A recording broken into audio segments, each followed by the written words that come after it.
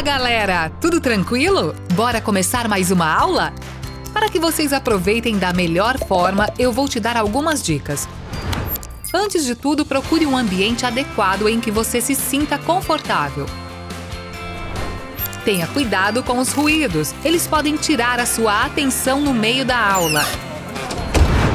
Ajuste o volume do seu dispositivo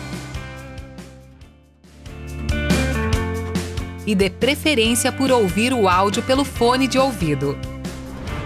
Pegue papel e caneta para fazer anotações ou utilize seu computador ou smartphone para marcar pontos importantes da aula. Utilize o chat nos momentos adequados e colabore. Sua participação é muito importante. Mantenha o foco e atenção na aula e lembre-se de que o caminho até a residência dos seus sonhos está cada vez mais próximo. Aproveite e bora pra cima!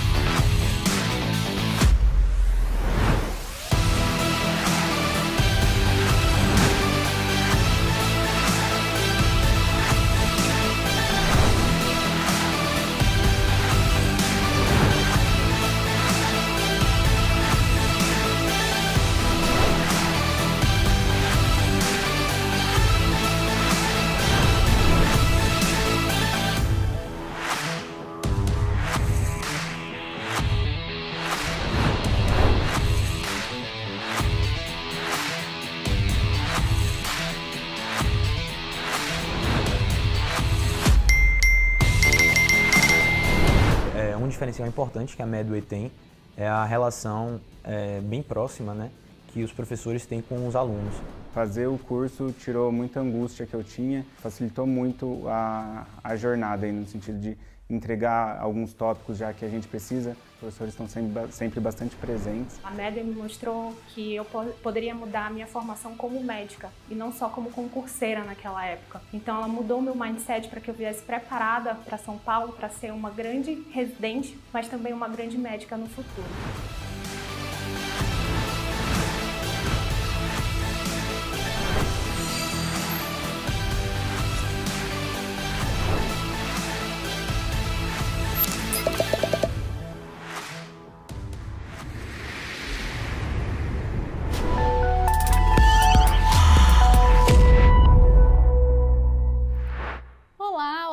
Sejam muito bem-vindos!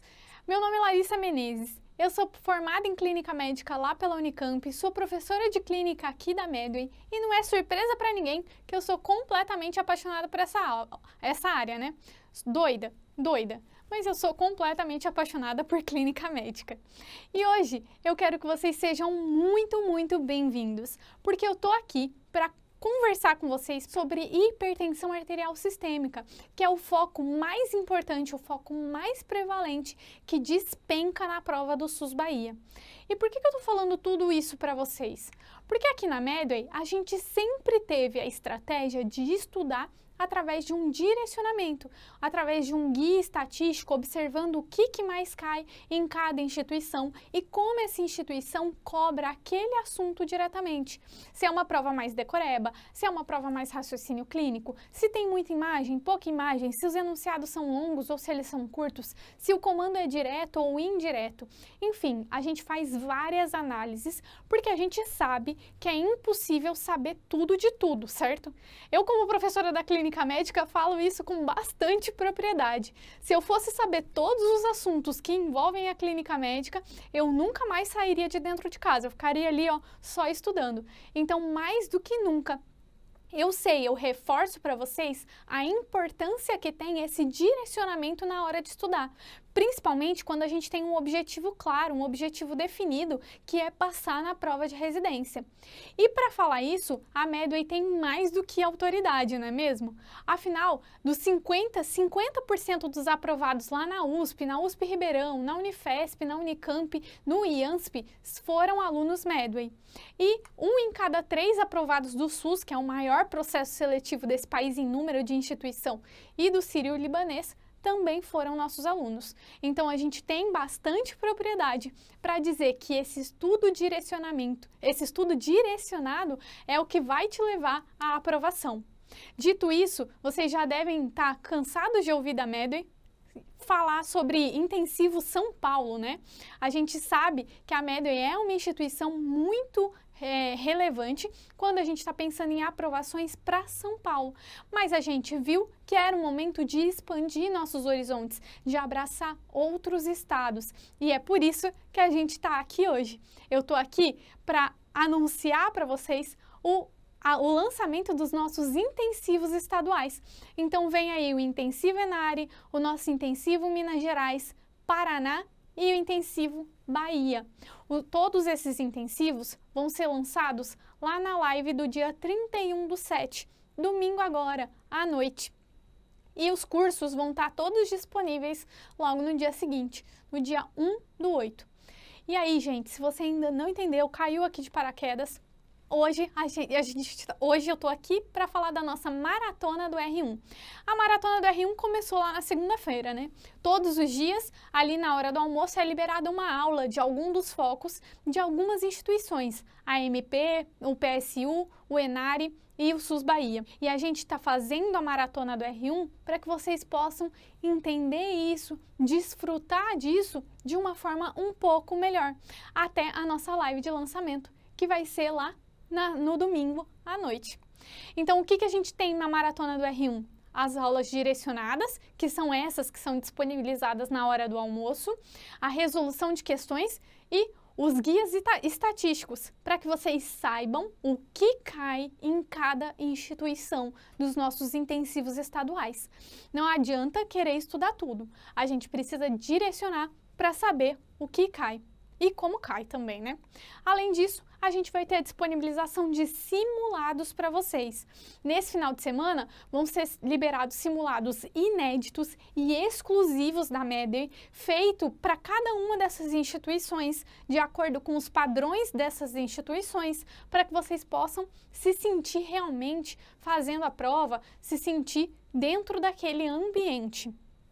E aí, na semana que vem, vocês vão me ver de novo, vão ver a Joana de novo, vão ver a Marina de novo, para que a gente possa fazer a correção dessas questões juntos, passo a passo. E antes da gente continuar, eu só quero dizer que se você ainda não se inscreveu na Maratona do R1, caiu aqui, abriu o YouTube e viu que estava passando esse vídeo, não perca a chance de se inscrever. Faça a inscrição aqui por esse QR Code ou pelo link que está aqui no vídeo.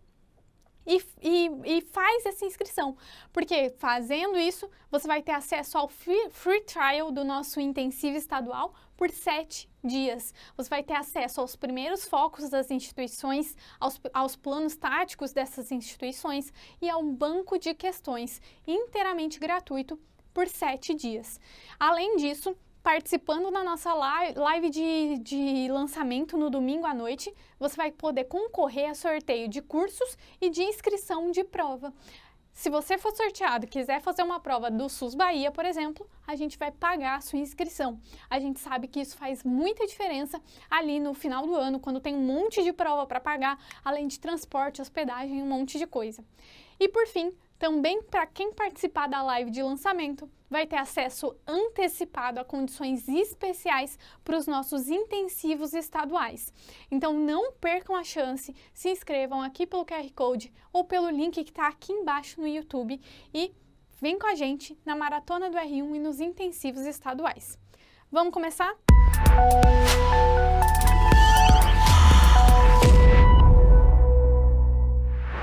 E hoje estou aqui para falar sobre a melhor área de todas, no SUS Bahia. E o nosso assunto de hoje é hipertensão arterial sistêmica, essa doença tão prevalente, tão importante na prova e também na vida. Independente da especialidade que você escolha fazer, você sempre vai se deparar com um paciente hipertenso. Então é importante saber dominar todos esses conceitos. Mas o nosso foco hoje vai ser em como a hipertensão arterial sistêmica é abordado lá no SUS Bahia. E normalmente a gente tem muitas questões sobre o diagnóstico de hipertensão arterial sistêmica, inclusive questões sobre hipertensão do jaleco branco. Além disso, essas questões pedem bastante sobre a classificação de hipertensão arterial sistêmica com foco na diretriz brasileira. E, como todas as outras provas, também tem um foco bastante grande no tratamento ambulatorial da hipertensão arterial sistêmica, mas com um diferencial de também cobrar as metas de pressão arterial no tratamento ambulatorial. O foco, de novo, é na diretriz brasileira e, principalmente, é uma prova que gosta de cobrar de vocês, às vezes, as diferentes metas pressóricas para os diferentes grupos de pacientes. Mas fiquem tranquilos que a gente vai saber tudo isso daqui ao final da nossa aula hoje, hein? Então vamos lá conversar sobre o diagnóstico de hipertensão arterial sistêmica. Para que a gente faça o diagnóstico de hipertensão arterial sistêmica, a gente tem 3 maneiras básicas. De uma forma geral, para fazer o diagnóstico de hipertensão arterial sistêmica, eu preciso de 2 aferições de pressão com valores alterados, valores altos. Essas 2 aferições podem acontecer, por exemplo, em 2 visitas no seu consultório ou no ambulatório. E aí eu vou esperar valores de pressão arterial sistólica maiores ou iguais a 140 e valores de pressão arterial diastólica maiores ou iguais a 90. Mas essas 2 aferições de pressão podem ser uma no consultório ou no ambulatório e a outra através de 2 ferramentas que a gente utiliza bastante, que são o MAPA e o MRPA. Elas também são ferramentas que são utilizadas quando a gente tem dúvida no diagnóstico de hipertensão arterial sistêmica. O MAPA nada mais é do que a monitorização ambulatorial da pressão arterial por 24 horas através de um esfigmomanômetro. Então o paciente vai lá no ambulatório, pega o aparelho, passa 24 horas com ele, um aparelho automático, que faz aferições a cada 15 ou 30 minutos. E os valores encontrados são registrados, anotados num papel lá pelo computador, e eles são considerados alterados se eu tiver, durante a vigília, uma PA sistólica maior ou igual a 135 ou uma diastólica maior ou igual a 85, durante o sono, em que normalmente a gente tem um descenso noturno da PA, se eu tiver valores de sistólica maior ou igual a 120 ou diastólica maior ou igual a 70, e nas 24 horas de exame, se eu tiver uma PA sistólica maior ou igual a 130 e uma PA diastólica maior ou igual a 80, a média das PAs em 24 horas. E o MRPA, o que eu vou fazer? O MRPA, eu vou falar que é um método que a gente faz a aferição da pressão arterial do paciente fora do ambiente de consultório pelo próprio paciente durante o período de vigília. E eu vou orientar meu paciente a fazer 2 aferições da PA pela manhã e 2 à noite, ali por 6 ou 4 dias. E a média considerada desses valores vai ser considerada alterada quando eu tenho uma PA sistólica maior ou igual a 135 ou uma diastólica maior ou igual a 85. E essas ferramentas, elas são muito importantes porque elas permitem que a gente faça o diagnóstico de 2 condições que são muito cobradas por essa banca, que são a hipertensão do jaleco branco e a hipertensão mascarada. Como assim, Lari? Esse gráfico é um gráfico que eu gosto bastante, eu acho ele bastante lúdico para que a gente entenda o que está acontecendo. Se o meu paciente chega com uma PA no consultório normal, e ele tem valores no MAPA ou no MRPA normais também, e eu estou no momento do diagnóstico, então eu tenho um paciente que é normotenso, ele não tem hipertensão arterial sistêmica.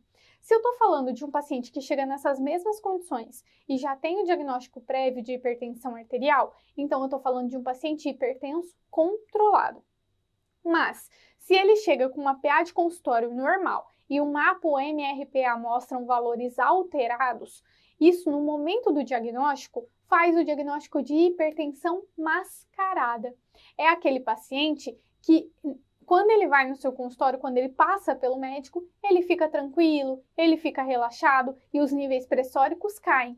Mas fora do consultório, no dia a dia, na maior parte do tempo, ele é hipertenso. Então é um paciente hipertenso, mas a gente chama de hipertensão mascarada porque no consultório ele tem valores normais.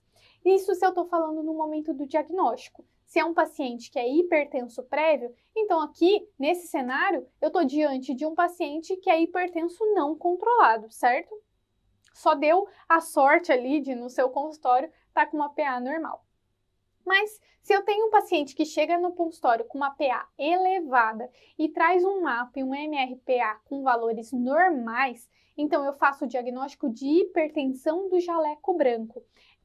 De forma oposta à hipertensão mascarada, é aquele paciente que vai no seu consultório e aí fica muito nervoso, fica muito ansioso, chega com níveis pressóricos aumentados, mas ele não é hipertenso, porque o MAPA e o MRPA têm valores normais.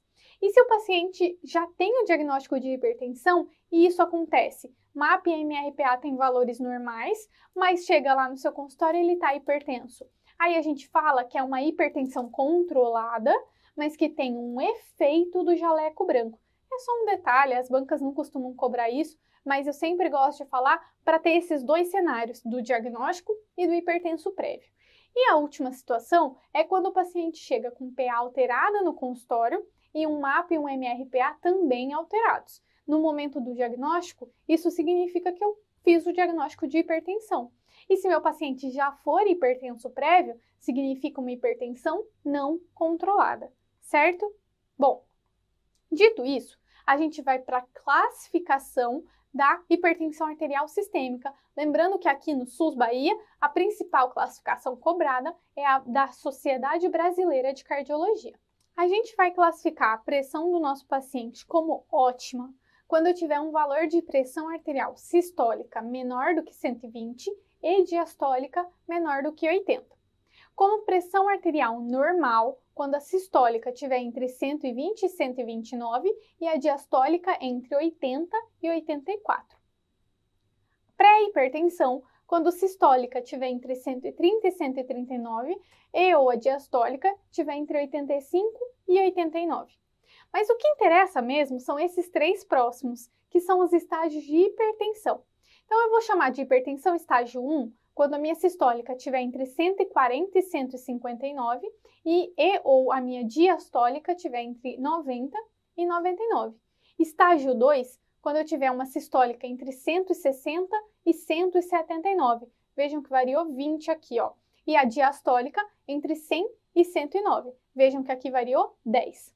E hipertensão estágio 3, quando eu tenho uma sistólica maior ou igual a 180, variou 20 de novo, e ou uma diastólica maior ou igual a 110, de novo, variou 10. Só quero chamar a atenção para vocês que se a pressão arterial sistólica e a diastólica estiverem em categorias diferentes, você sempre vai utilizar a maior delas, a pior classificação para o seu paciente. E a gente também tem o conceito de hipertensão arterial sistêmica e isolada, em que eu tenho uma pressão arterial sistólica maior ou igual a 140, mas uma pressão arterial diastólica menor do que 90. Bom, quais vão ser então os exames iniciais? Eu fiz o diagnóstico e classifiquei o meu paciente. Quais vão ser os exames iniciais que eu vou pedir? A gente vai pedir exames complementares para o paciente hipertenso com 3 objetivos principais. A procura de lesões de órgão-alvo, para procurar causas secundárias de hipertensão arterial sistêmica e para procurar condições associadas junto com essa hipertensão arterial sistêmica. Então, a gente vai procurar justamente lesões de órgão-alvo com exames como eletrocardiograma, creatinina, urina 1 e vai tentar identificar possíveis causas secundárias, por exemplo, através da dosagem de potássio. Por fim, a gente vai tentar identificar condições associadas que possam aumentar o risco cardiovascular do meu paciente. Então, um ácido úrico aumentado, pensando em uma hiperuricemia, a glicemia de jejum pensando em diabetes mellitus, o perfil lipídico pensando em dislipidemia. E é isso que a gente vai pedir basicamente para o nosso paciente. Lembre então vocês que agora a gente já fez o diagnóstico, já classificou o nosso paciente, já pediu os exames iniciais. O próximo passo então é tratar. E aí a gente vai focar no tratamento ambulatorial e nas medicações de primeira linha. É isso que eu quero que vocês saiam dessa aula dominando de todos os jeitos, hein? Então vamos lá. A gente tem 4 medicamentos, 4 classes de medicamentos, que são medicamentos para tratamento de primeira linha da hipertensão. Os IECA, que são os inibidores da enzima conversora de angiotensina, os bloqueadores dos receptores da angiotensina, os BRA, os bloqueadores dos canais de cálcio e os diuréticos tiazídicos. Vamos ver com um pouquinho mais de detalhes cada um desses. A gente começa pelos IECA, pelos inibidores da enzima conversora de angiotensina, do IECA. Os principais representantes são enalapril e captopril. O enalapril é o que a gente mais utiliza no dia a dia, mas às vezes em alguns lugares a gente não tem ele disponível e a gente usa o captopril. Qual é a desvantagem do captopril? O tempo de meia-vida é muito curto, então a posologia acaba sendo um pouco desagradável para o paciente. Ele tem que usar ali a cada 8 horas, isso pode prejudicar a adesão terapêutica. Eles vão ter como principais efeitos colaterais a hipercalemia, um dos principais. Por quê? Porque ele inibe a ECA lá do sistema renina-angiotensina-aldosterona. Então, se ele inibe a ECA, eu não tenho a produção final de aldosterona. Então, eu não tenho a retenção de sódio em troca de potássio, meu paciente cursa com hipercalemia. Além disso, a ECA é também a enzima responsável pela degradação de uma outra molécula, a bradicinina. A bradicinina é um peptídeo vasoativo que, quando acumula no organismo, causa tosse. Então, a tosse é um efeito adverso que é exclusivo dos IECA. Além disso, eles podem causar broncoespasmo e podem causar agudização de uma doença renal crônica, porque eles causam vasodilatação da arteríola aferente e eferente. Eles são vasodilatadores, para resumir a conversa. E também podem causar angioedema. O angioedema não é tão exclusivo dos IECA, mas é mais comum que aconteça com os IECA. Se eu tiver tosse, como é um efeito exclusivo dos IECA, aí eu vou trocar pelos bloqueadores dos receptores da angiotensina. E quando que eu vou contraindicar a utilização do IECA? Quando eu tenho uma estenose bilateral de artérias renais ou uma estenose unilateral, se eu tiver um rim único. Quando eu tenho hipercalemia com níveis séricos de potássio acima de 5,5, na gestação, porque eu tenho efeito teratogênico, e quando eu tenho história de broncoespasmo prévio com IECA. E os BRA?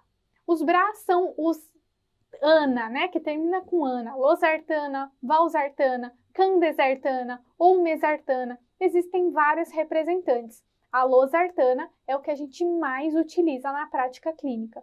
Os efeitos colaterais são semelhantes ao IECA, mas eles atuam no sistema renina-angiotensina-aldosterona, mas não é bloqueando a ECA. É lá embaixo, não na aldosterona ainda, mas na angiotensina. Então, eles não causam tosse, mas eles podem causar o angioedema, mas é mais associado com o IECA. E a losartana ainda tem um benefício, que é o efeito uricosúrico. Então, às vezes, é uma boa escolha para o paciente que é hipertenso e tem hiperuricemia. E as contraindicações vão ser semelhantes às do IECA. Depois a gente passa para os bloqueadores dos canais de cálcio. E aqui a gente tem uma subdivisão. A gente tem os bloqueadores de canais de cálcio dihidropiridínicos, como o nifedipino e o amlodipino, que são os que mais comumente a gente utiliza na hipertensão arterial sistêmica. E tem os não dihidropiridínicos, como o verapamil e o diltiazem, que a gente utiliza mais no contexto de controle da frequência cardíaca em pacientes que têm arritmias. Como efeitos colaterais, os bloqueadores dos canais de cálcio causam bastante edema maleolar, causam cefaleia e rubor facial. São efeitos colaterais que são bastante incômodos para o paciente. O edema maleolar, às vezes, quando a gente reduz a dose do amlodipino ou do nifedipino, resolve ou melhora, mas geralmente a gente precisa trocar de classe de medicação. E a gente precisa ter cautela, principalmente quando a gente usa em pacientes que têm insuficiência cardíaca, principalmente se eu estou falando de bloqueadores de canal de cálcio, não de hidropiridínicos. Porque, como eu falei, eles vão diminuir a frequência cardíaca do meu paciente. E aqui, em paciente com insuficiência cardíaca, isso pode piorar o débito cardíaco do meu paciente. E os diuréticos tiazídicos, como a hidroclorotiazida e a clortalidona. A hidroclorotiazida é a que a gente mais utiliza. A clortalidona, apesar de ser mais potente, a gente utiliza menos, até porque a hidroclorotiazida é muito mais disponível do que a clortalidona. Como efeitos colaterais, a gente vai ter 4 hipos e 3 hipers. Os tiazídicos causam hiperglicemia, hiperlipidemia e hiperuricemia. Ao mesmo tempo, eles causam hipocalemia, hipomagnesemia, hipovolemia e hiponatremia. Os diuréticos tiazídicos podem ser uma boa opção para pacientes que têm osteoporose, porque eles estimulam a reabsorção, eles atuam impedindo a reabsorção de sódio lá no túbulo contorcido distal. Mas quando eles impedem essa reabsorção de sódio, eles estimulam a reabsorção de cálcio. Então, para pacientes que têm osteoporose, e hipertensão, pode ser uma boa pedida. Só chamo a atenção de vocês que normalmente o paciente que tem osteoporose também é idoso e o uso de diurético em pacientes idosos pode predispor à queda, à fratura por conta de queda, à hipotensão postural. Então é uma balança em que eu tenho que medir risco-benefício. E quais vão ser as contraindicações dos bloqueadores dos canais dos diuréticos tiazídicos, Vai ser um clearance de creatinina menor do que 30, a creatinina maior do que 2 e aqueles pacientes que têm gota, porque eles têm um efeito de aumentar a uricemia do meu paciente. Bom, essas foram as medicações de primeira linha. E aqui eu trouxe um gráfico para vocês que vem lá desde a 7ª diretriz de hipertensão, que mostra as associações preferenciais dentre os diversos antihipertensivos que a gente tem. E vejam que todas as associações dentre os medicamentos de primeira linha são preferenciais, exceto uma. A gente não pode, é proscrita a associação de bloqueadores dos receptores da angiotensina, os BRA, com os IECA. Por quê? Porque eu tenho uma soma de efeitos adversos e não tenho a soma de benefícios, pelo menos não comprovada ainda essa soma de benefício. Então, não é recomendada a associação de bloqueador de receptor de angiotensina com os inibidores da ECA. Mas todas as outras são medicações possíveis. E as medicações de segunda linha, Lari, o que eu tenho? A gente começa pelos diuréticos poupadores de potássio, como a espironolactona. A espironolactona, normalmente, é aquela medicação, a 4ª medicação que a gente costuma utilizar em pacientes que têm hipertensão arterial resistente. A hipertensão arterial resistente é aquele paciente que está em uso de 3 medicações, o IECA, o bloqueador de canal de cálcio, o diurético tiazídico, em doses otimizadas, com adesão terapêutica comprovada e ainda assim, doses máximas, toleradas, e ainda assim mantém-se hipertenso. Aí quando a gente vai escolher uma 4ª medicação, em geral, a gente coloca a espironolactona. A gente também pode usar como medicação de segunda linha os beta-bloqueadores, como o carvedilol, propranolol, atenolol. Os beta-bloqueadores até podem ser uma opção mais precoce se o meu paciente tem alguma outra condição clínica em que o uso do beta-bloqueador já demonstrou benefício. Como assim, Lari? Por exemplo, meu paciente tem tremor essencial e tem hipertensão. O beta-block vai ser útil nas duas opções, nas duas situações. Então, eu posso considerar ele como antihipertensivo. Da mesma forma, se meu paciente tem insuficiência cardíaca com fração de ejeção reduzida, se ele já teve um infarto prévio, se ele vai controlar crises de enxaqueca, por exemplo, todas essas situações eu posso considerar o beta-block como um antihipertensivo antes até de outras opções. A gente também tem os vasodilatadores diretos, como a hidralazina, que é uma excelente opção para gestantes, mas a primeira opção em gestantes vai ser a metildopa, que é um alfa-bloqueador. E por fim, a gente tem os alfa-2 agonistas, como a clonidina. A clonidina é um excelente antihipertensivo. Ela baixa os níveis pressóricos, às vezes quando a gente está ali usando 4, 5 medicações e nada baixa, ela consegue baixar. Mas por que ela não é utilizada como primeira linha? Porque ela não demonstrou benefício em redução de mortalidade desses pacientes. Bom, agora que a gente já viu os principais medicamentos antihipertensivos, a gente vai passar para as metas pressóricas. E como são as metas pressóricas nos pacientes com hipertensão? Se eu tenho um risco cardiovascular moderado ou baixo, a minha meta pressórica vai ser uma sistólica abaixo de 140 e uma diastólica abaixo de 90.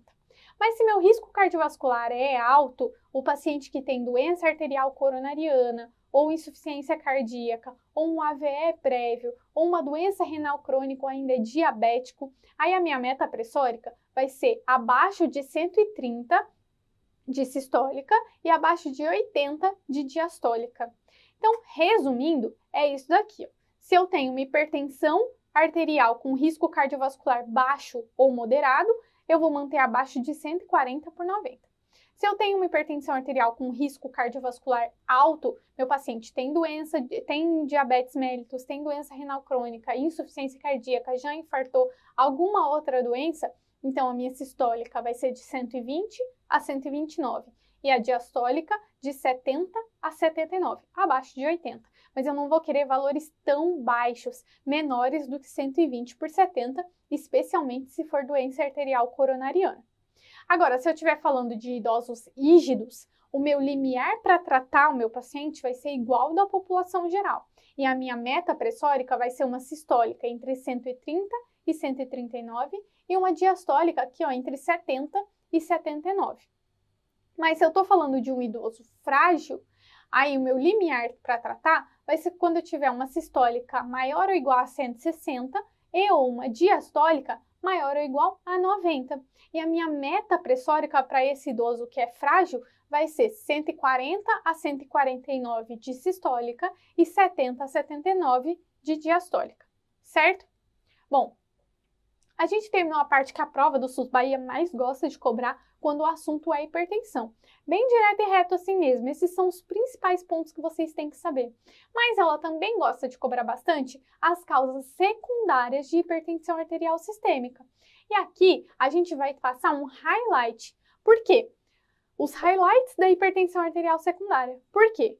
Porque as questões de hipertensão arterial, quando o foco é a hipertensão secundária, elas não querem saber o detalhe do detalhe de cada uma das patologias. Normalmente o enunciado te traz um monte de informação e lá no meio ele te diz algo muito característico, traz um paciente hipertenso e algo muito característico daquela doença que provavelmente é a causa da hipertensão arterial. É esse vínculo cerebral que eu quero que vocês façam hoje.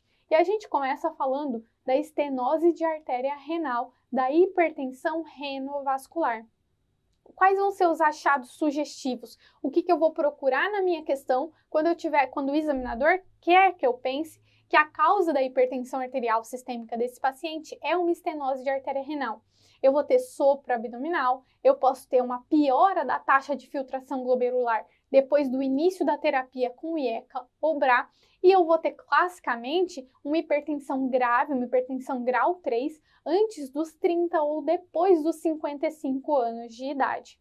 A investigação, o padrão ouro, vai ser com arteriografia renal convencional, mas é um exame invasivo, então cada vez está sendo mais utilizado o ultrassom com Doppler de artérias renais ou um renograma com radioisótopo, que é um exame de medicina nuclear, ou até mesmo a angiorressonância. A segunda doença que a gente vai falar é a apneia obstrutiva do sono. Quais são os achados sugestivos que eu vou procurar?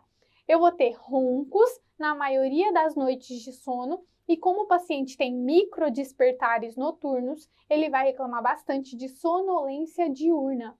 É uma doença bastante associada à cefaleia matinal e também à obesidade. Então, classicamente vai ser o paciente hipertenso, obeso, que vai recorrer com essa sonolência diurna, com roncos à noite e vai ser hipertenso. A minha investigação, meu padrão ouro, é com a polissonografia.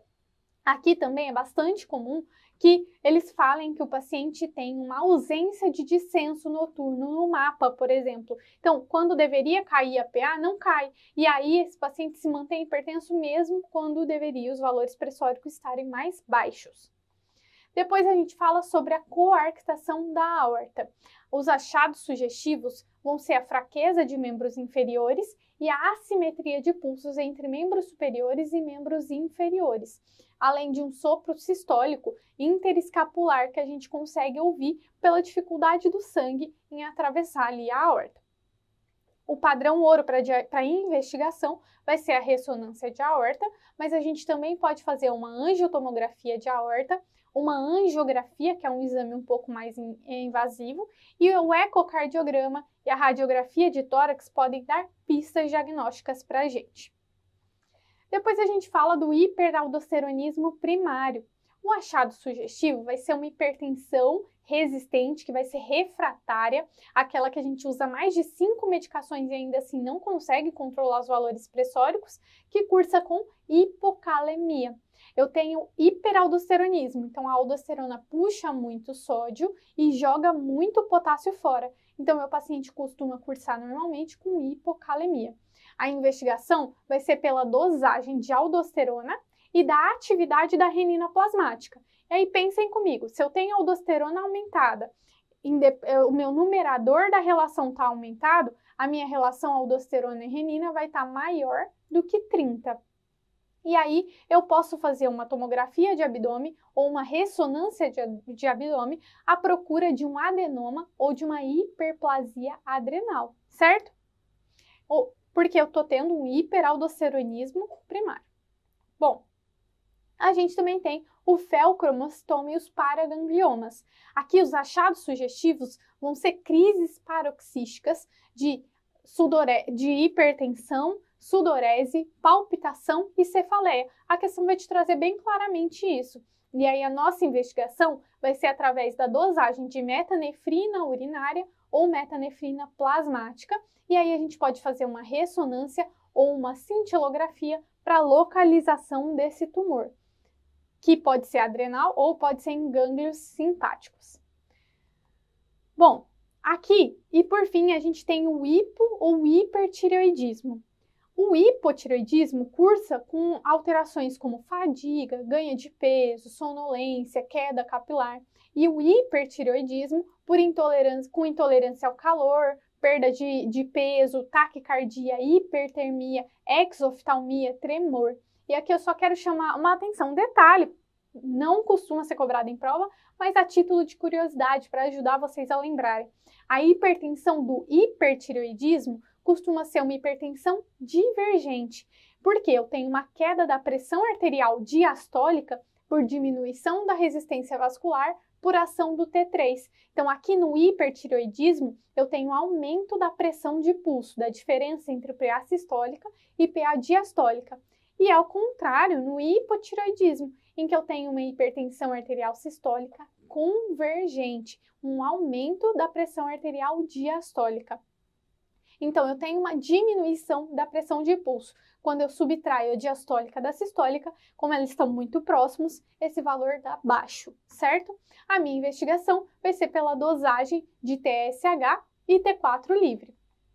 E a gente ainda tem, agora sim a última, eu prometo, que é a síndrome de Cushing. A síndrome de Cushing é o hipercortisolismo e cursa com ganho de peso, faces em lua cheia, estrias violáceas, giba dorsal, obesidade central, pode ter hipocalemia e hirsutismo. A gente vai fazer a dosagem, a gente pode fazer o diagnóstico, a triagem vai ser através da dosagem de cortisol basal, do cortisol salivar à meia-noite ou do cortisol urinário livre. Ou eu posso fazer o teste de supressão com dexametasona. Eu dou corticoide para o meu paciente. E aí eu espero que o meu cortisol, quando eu dou corticoide exogenamente, seja suprimido. Eu não vou produzir cortisol endogenamente. Se o meu paciente tem síndrome de Cushing, que é hipercortisolismo, isso não acontece aqui. Eu dou o corticoide à meia-noite e quando eu vou coletar o cortisol matinal às 7 da manhã, esse cortisol está aumentado, quando eu esperaria que ele estivesse diminuído, certo? Aí eu consigo dizer que meu paciente tem hipercortisolismo. E aí a gente continua a investigação para chegar no diagnóstico de síndrome de Cushing. Bom, a gente terminou o que a gente tinha para falar de teoria, né? Agora a gente vai dissecar juntos uma questão para ver como isso é cobrado na prova do SUS Bahia. A gente tem uma mulher de 60 anos de idade que é acompanhada na unidade de saúde da família por diabetes mellitus tipo 2 e hipertensão arterial sistêmica. Na primeira visita à unidade de saúde de família, há cerca de 6 meses atrás, a PA estava em 182%. Atualmente, ela está assintomática. Ela nega outras comorbidades e está em uso regular de metformina 2 vezes ao dia e losartana 50 mg de 12 em 12 e amlodipina 10 mg ao dia há cerca de 6 meses. No exame físico, ela apresenta-se em bom estado geral, frequência cardíaca de 70, pressão arterial de 160 por 96 nos membros superiores e glicemia capilar de 110. Os pulsos são palpáveis e simétricos. O exame segmentar não tem alterações. E ela traz uma monitorização residencial da pressão arterial, então um MRPA, com PA sistólica entre 140 e 172 e a diastólica entre 90 e 96. Então tem hipertensão arterial sistêmica, né? E aí, só para destacar, então, a gente tem uma mulher idosa que tem diabetes mellitus e hipertensão arterial sistêmica, com uma PA de 182%, que está usando o BRA e o bloqueador de canal de cálcio para controle da pressão arterial. Mesmo assim, segue hipertensa e traz um mapa com valores alterados. E aí a questão pergunta, são 3 questões em um mesmo enunciado. A primeira é para a gente identificar a classificação para a pressão arterial dessa paciente na primeira visita à unidade de saúde da família. E aí, a gente tinha um valor de 182%. Então, embora a pressão arterial diastólica esteja aqui no estágio 2, a sistólica está maior ou igual a 180. Então, ela é hipertensa estágio 3, porque sempre que a sistólica e a diastólica estiverem em classes diferentes, a gente vai usar sempre a classe mais alta. Então, a gente tem uma hipertensão arterial sistêmica estágio 3. Na segunda questão, ele pedia que a gente indicasse a conduta mais adequada para otimizar o esquema antihipertensivo dessa paciente. Vamos ver alternativa por alternativa? Na letra A, ele fala para a gente introduzir hidroclorotiazida. Na letra B, introdução de captopril. Na letra C, troca da losartana por hidralazina. E na letra D, aumento das doses de losartana e amlodipina. Sempre a gente precisa focar em tratamentos com drogas de primeira linha. Ela está usando um BRA, um bloqueador de receptor de angiotensina, e um BCC, um bloqueador de canal de cálcio. A gente pode colocar o captopril? Não pode, porque a gente não vai associar IECA e BRA. A gente vai trocar a losartana por hidralazina? Também não, porque a hidralazina não é uma medicação de primeira linha. A gente vai aumentar as doses de losartana e amlodipino? Não. Por quê? Porque eles já estão em doses máximas otimizadas. Além disso, existe uma tendência de sempre utilizar medicações em menores doses às vezes e acrescentar um novo medicamento do que só aumentar a dose dos medicamentos em uso, em que eu possa aumentar efeito colateral. Então, a nossa resposta aqui ia ser a introdução de hidroclorotiazida. E só lembro vocês, por que a gente não vai colocar, por que não vai ser a letra B? Porque a associação IECA e BRA é proscrita, a gente não vai fazer. E a última pergunta falava para a gente determinar as metas de pressão arterial sistólica e diastólica para essa paciente, segundo a Sociedade Brasileira de Cardiologia e a Sociedade Brasileira de Diabetes. Então, é uma mulher idosa que tem diabetes mellitus e hipertensão arterial sistêmica, ou seja, um alto risco cardiovascular. Qual vai ser a meta mesmo? Quando a gente tem um paciente com risco cardiovascular alto, a gente vai manter a sistólica abaixo de 130 e a diastólica abaixo de 80. Diabetes mellitus, sistólica abaixo de 130, diastólica abaixo de 80. Entre 120 e 129, entre 70 e 79. Portanto, a nossa resposta era a letra B. Era isso que eu tinha para falar com vocês, mas eu quero reforçar que se você se interessou pelo nosso método, pelas questões, pela revisão do assunto, que vocês não deixem de seguir a gente lá no Instagram, @medway.residenciamédica e aqui no YouTube. Se você ainda não se inscreveu, se inscreve e não perde a oportunidade de participar da maratona do R1. Para ter acesso ao free trial do nosso curso, então acesso aos principais focos das instituições dos intensivos estaduais, a banco de questões também, ao sorteio de cursos de inscrição para a prova, participando da nossa live de lançamento no domingo, dia 31/7, e também acesso antecipado a condições especiais. Se você ainda não se inscreveu, se inscreve aqui ó, a partir desse QR Code ou no link que está colocado aqui embaixo para vocês na descrição do vídeo. Eu espero que vocês tenham gostado muito, tanto quanto eu, de estar aqui, que vocês estejam junto com a gente lá na live de lançamento dos nossos intensivos estaduais. Foi um prazer e a gente se vê em breve.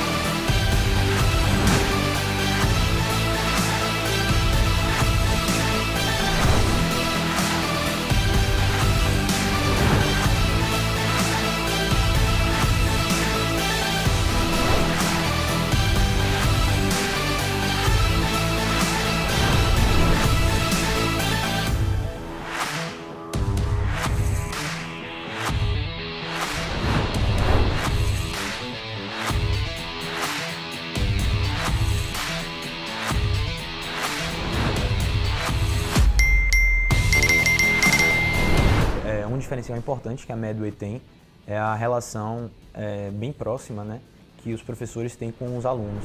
Fazer o curso tirou muita angústia que eu tinha, facilitou muito a jornada aí, no sentido de entregar alguns tópicos já que a gente precisa. Os professores estão sempre bastante presentes. A Medway me mostrou que eu poderia mudar a minha formação como médica e não só como concurseira naquela época. Então ela mudou o meu mindset para que eu viesse preparada para São Paulo para ser uma grande residente, mas também uma grande médica no futuro.